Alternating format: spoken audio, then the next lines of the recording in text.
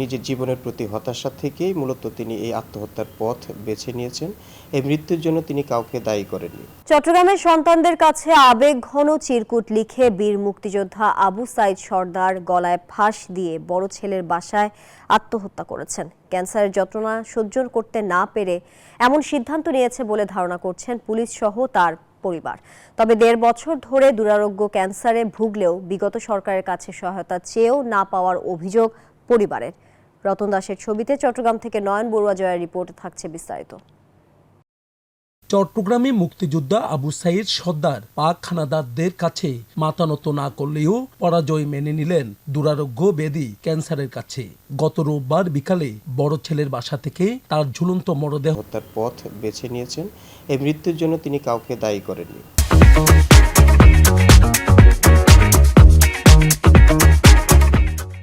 কেন তার আত্মহত্যা? আবু সাইদের ছোট মেয়ে পায়েল জানান, ২০২৩ সালের অক্টোবরে ধরা পড়ে বাবার ক্যান্সার। সেই সময়ে সহায়তার আবেদন করা হলেও মিলেনি কিছুই। পরে নিজেরাই কষ্ট করে চিকিৎসার ব্যবস্থা করেন।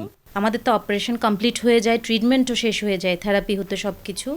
কিন্তু যখন ওনার ডিপ্রেশনের মেন আমরা যেটা ফাইন্ড আউট করি সেটা হচ্ছে যে ধরেন ওনার যে সেকেন্ড টাইম ক্যান্সারটা ব্যাক করছিল, উনি তখন কোনোখান থেকে তো সহায়তা পাচ্ছিল না, উনি কি করবে? এটাও একটা ডিপ্রেশনের অনেক বড় ব্যাপার।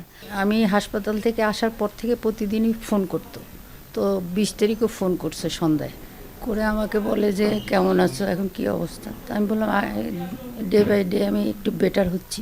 এই মুক্তিযোদ্ধার পরিবারে ২ ছেলে ১ মেয়ে রয়েছে। একজন মুক্তিযোদ্ধার এমন মৃত্যু মানতে পারছেন না তারাও। আমি ফোন করতে করতে উপরে উঠছি, আব্বা ফোনও ধরতেছে না, বেলও দিতেছি, এতবার বেল দিতেছি, বেলও রিসিভ করতেছে না কোনো।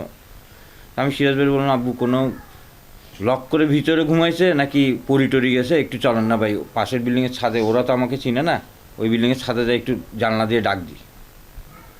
তো বলে যে ঠিক আছে চলেন। প্রধানমন্ত্রীর দপ্তর থেকে একটা অনুদান দেয়, সরকারি অনুদান।